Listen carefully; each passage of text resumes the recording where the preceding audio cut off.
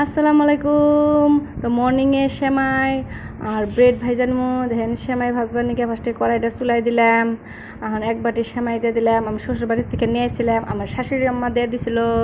তো সেমাই হানি ভাইজানিমু যে পর্যন্ত মানে কালারটা চেঞ্জ না হয় পর্যন্ত ভাইজানিমু।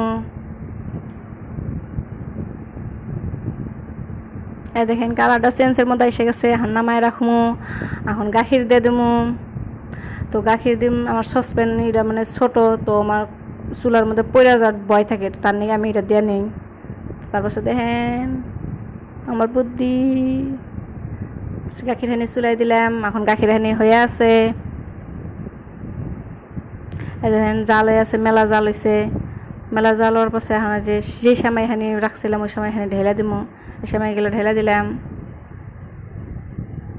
তারপর নাইরা সেটা তারপরে চিনি দিয়ে দেবো। এই আধা বাটির মতন চিনি অ্যাড করে দিলাম, মানে বেশি দিলাম না, মানে গুঁড়া দুধ আমি অ্যাড করুম, যে আমরা আমুল কই, অল্প আমুল অ্যাড করে দেবো।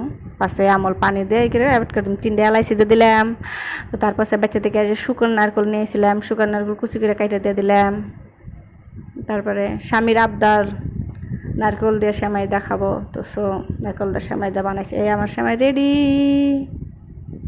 10টা না 5টা না একটাই জামাই, আবদার যদি না শুনি। এই যে দেখেন অল্প ঢং ডাং করতেছি, অল্প ঢং ডাং না করলে কি হয়। আমার সেমাই রেডি, জাস্ট ইয়াম্মি।